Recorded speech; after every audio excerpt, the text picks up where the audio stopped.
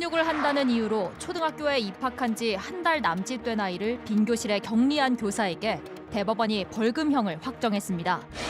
교사는 훈육이었다고 주장했지만 법원은 정서적 학대로 판단했습니다. 오늘의 주요 재판을 알아봅니다. 야, 이거는 지금 초등학교 입학한 지 한 달 남짓 된 진짜 어린 아이인데 격리를 했다. 예, 맞습니다. 이 사건이 벌어진 게 2019년 4월입니다. 어. 보통 아이들이 이제 3월에 입학식을 하니까 정말 이 그러네요. 유치원에서 초등학교로 이제 입학한 지 1개월 정도 되지 않은 아이였는데요. 이제 수업 도중에 교사가 아이가 말을 듣지 않고 학습을 방해한다는 이유로 아이를 이제 빈 옆 교실인 정보실로 보내서 약 8분간 격리를 했는데요. 이 아이는 그 이전에도 뭐 글씨 쓰기를 제대로 하지 않는다라는 이유로 2차례 이상 같은 곳으로 격리된 것으로 조사됐습니다. 자, 이 7, 8분이라 그랬죠? 저 8분이나. 8분. 야, 그 아이한테는 그 상당히 진짜 물론 그냥 7, 8분 하면 뭐 짧은 시간이랄 수도 있지만 그 정말 혼자 있는 방에서 그 있었다면은 그 아이한테선 상당한 스트레스가 있었을 것 같은데요. 지금 이 아이 같은 경우는 이제 그 초등학교 1학년이니까 우리가 통상 이런 얘기 있지 않습니까? 미운 7살이라고. 말 한참 안 들을 때예요. 근데 이제 교사가 이 아이를 한 7, 8분 정도 거기다가 이렇게 격리시켜 놨다는 것은 우리가 이제 이런 경우가 있습니다. 요 정도 나이 되면요. 아이들이 엄마랑 이렇게 떨어지려고 그러면 엄마 치마를 갖다가 손으로 똘똘 말아가지고 잡고 울어요. 안 떨어지려고. 그 상황에서 이제 전체적으로 아이들이 있는 그 집단에서 분리시켜서 거기에다 놔뒀다라고 하는 것은 이 소속의 욕구에 대해서 굉장히 침해를 하는 것이고 이 아이의 입장에서는 상당히 공포감을 느낄 수밖에 없는데 이 빈교실로 보내가지고 나중에 이제 돌아왔을 때 이 피해 아동이 뭐라고 얘기했냐면 내가 돌아오니까요 아이들하고 선생님하고 같이 우유를 마시고 있어요 라고 하는 것은 이거는 또 한 번의 어떤 그 심정이 충격을 준다라고 하는 네, 완전히 분리시키고 딸을 시키는 거죠. 그러니까 우리가 마슬로우 인간 욕구 5단계 중에서 이 소속의 욕구를 굉장히 침해한다. 그런 차원에서는 이 아이가 이 나이 정도에서는 상당히 어떤 그 심리적인 충격을 받은 것 같습니다. 예. 교수님이 딸라는 표현을 쓰시니까 상당히 좀 귀에 쏙 들어옵니다. 자, 그럼 여기서 오늘 재판의 포인트 한번 짚어보죠.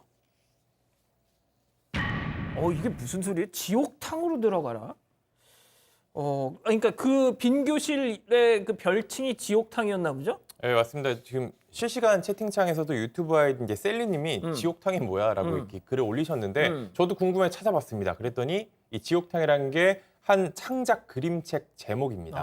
여자아이가 엄마를 따라서 이제 목욕탕을 따라갔다가 겪게 되는 일이었는데 뜨거운 물 그리고 숨막히는 수증기 때문에 이제 조금 지옥처럼 느껴진다 뭐 이런 내용이라고 합니다. 그래서 이 교사는 이 지옥탕이라는 거는 동화책 이름에서 땄을 뿐이다.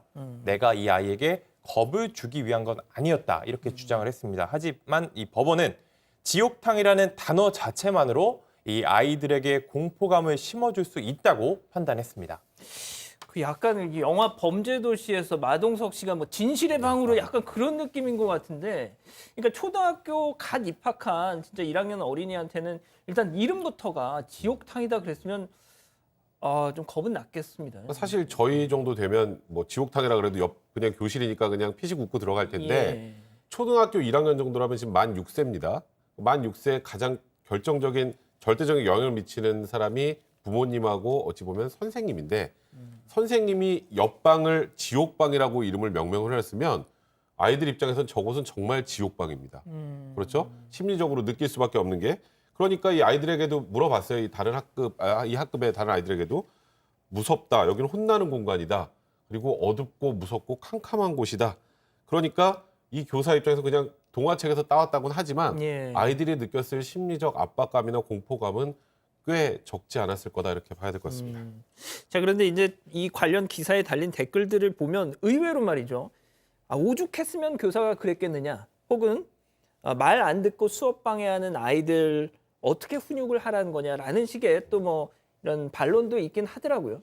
자, 그래서 그런지 교사도 이건 정당한 훈육이었다. 또 이렇게 뭐 반박을 한다는 거잖아요. 예, 맞습니다. 교사도 이게 아이를 학대한 게 아니라 훈육한 거다 이렇게 주장을 하고 있는데요. 아이를 이제 빈 교실로 격리한 걸 타임아웃 훈육의 일환이다 이렇게 타임아웃? 말을 하고 있다고 합니다. 네. 타임아웃. 타임아웃 훈육이라는 게 아이가 이제 말을 안 듣거나 잘못했을 때 좀 조용한 장소에서 반성의 시간을 갖게 하는 교육법의 일환이라고 합니다. 즉 아이를 학대한 게 아니라 그냥 말 안 듣는 아이를 훈육한 것뿐이다.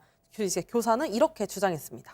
타임아웃 훈육법이라는 게 교수님은 뭐 어떤 거죠? 문제는 없는 건가요? 이게? 이게 이제 보통 우리가 아이가 잘못했을 때 너 저쪽에 가서 반성해 이제 이렇게 얘기하잖아요. 근데 이제 같이 이렇게 있는 데가 아니라 혼자 이렇게 반성을 하도록 그렇게 하는 것인데 사실 그 지난 1월 달에 이번 달이죠. 그러니까 이제 민법 제 915조에 이 그 친권자에 의한 징계권이 이제 삭제가 됐습니다. 그러니까 부모라고 하더라도 이제 징계를 갖다가 할 수 없다라고 하는 그런 측면에서는 이 타임아웃이라고 하는 것이 대안적인 그런 훈육 방식으로 거론이 되고 있긴 있어요. 예. 예, 그래서 이제 뭐 너 저쪽에 가서 너가 한 행동에 대해 가지고 너 반성해 뭐 또 반성문을 쓰게 한다든가 그리고 이제 그 실제로 2015년 4세 아동을 78cm 높이 수납장 위에다가 40분 동안 앉아 있어 이렇게 했던 그 보육 교사가 실제로 이제 정서적 학대다 이렇게 해가지고 판결을 받은 사실이 있거든요.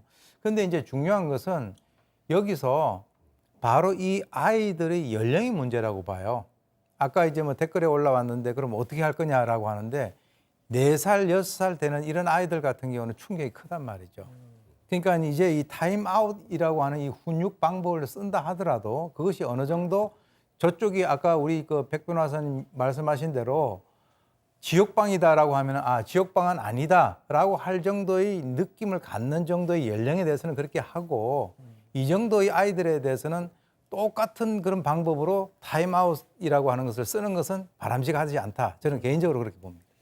일단 뭐 지금 교수님 말씀 들어보니까 변호사님이 일단 아동 학대로 이어질 수 있다라고 생각을 하고 보면 또 그럴 수도 있겠네요. 그러니까 이게 그래서 법무부에서도 아동학대 판례 분석 보고서에 따르니까 지금 이 타임아웃 훈육법이 아동학대 처벌의 사각지대에 놓여 있다. 이런 분석이 나온다고 하는데요. 말씀하셨던 것처럼 이 타임아웃 훈육법이 무조건 안 된다는 아닌 것 같고요. 예. 이건 일부 훈육의 효과도 있기 때문에 근데 다만 말씀하셨던 것처럼 이 아이들이 정서적으로 방임되거나 뭔가 소외되거나 하는 느낌을 줄 수 있는 정도의 상황이라면 아동학대 해당할 수 있고 조금 전에 아까 말씀하셨던 그 법원의 판례도 그렇고요. 그렇다면 이에 대해서 선생님들에게도 정확하게 가이드라인이 뭔지를 알려줘야 돼요. 그렇죠. 사실 선생님 입장에서는 억울할 수도 있잖아요. 맞아요. 예. 나는 정말 이 아이 잘 되라고 훈육의 목적으로 이렇게 했는데 내가 지금 아동을 학대한 학대범이 되는 거예요. 그러니까 최소한 정부에서 이 정서학대 수사에 대한 가이드라인은 선생님들에게도 제공을 해야 내가 이런 행동을 하면 안 되겠구나 하는 걸 아는 거거든요. 그래서 지금 처벌도 처벌이지만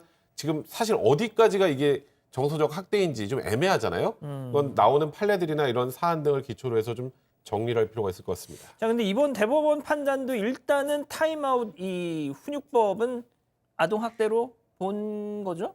이번 사건에 한해서는 이제 아동학대로 이번 사건에 봤는데요. 한해서? 네, 이번 사건에 대해서 이제 1, 2심 모두 이제 아동학대로 판단을 했고 어. 이 아이가 아까 교수님이 설명해 주신 것처럼 입학한 지 한 달밖에 안 된 어린아이, 나이가 좀 어렸고 또 이 독립된 공간, 아무도 없는 이런 공간에 있었기 때문에 혹시나 모를 사고가 발생할 위험성도 있다고 봤습니다. 그리고 이제 지옥탕이라는 단어를 사용했는데 이 단어 역시 아동에게 공포감을 일으킬 수 있는 명칭이고 실제로 이 피아동 역시 이 무섭다라고 진술한 것이 이제 판단 근거가 됐습니다. 대법원 역시 이런 1, 2심의 판단을 그대로 수용했습니다.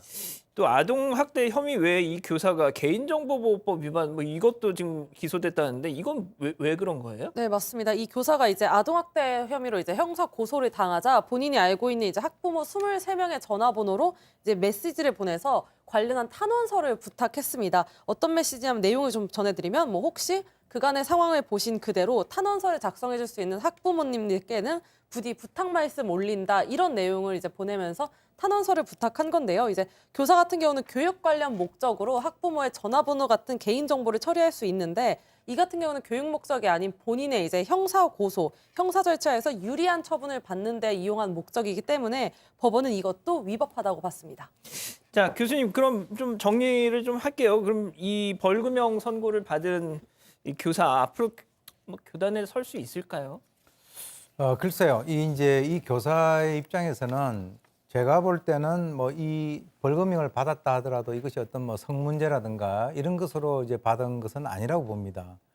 지금 아까 얘기 나왔습니다마는 바로 이 교사도 본인이 이렇게 한 것이 나는 명백하게 아동학대다라고 이렇게 인식을 하고 행동을 하지는 않았을 거예요. 그랬겠죠. 그래서 이제 본인이 아까 뭐 또 그 개인정보보호법 위반으로 해서 또 이제 그 뭐 처벌을 받는 그런 상황이 됐지만 그 탄원서를 갖다가 한 것은 뭐냐면 나는 사실은 그런 의도가 아니었다라고 얘기를 하고 있는 상황이기 때문에 우리가 이제 선의로 해석을 하게 된다면 뭐 이렇게 해가지고 벌금형을 받았다라고 해서 이 사람의 그 앞으로의 교사인데 교단에 설 수 있는 모든 것 기회를 다 박탈한다는 것은 너무 가혹하지 않느냐 저는 그렇게 생각합니다. 그렇군요. 지금 뭐 실시간 채팅창에 라떼는 말이야 하면서 옛날에 본인들의 그 학창 시절을 이렇게 반추해 보시는 분들이 또 많이 계시네요. 알겠습니다.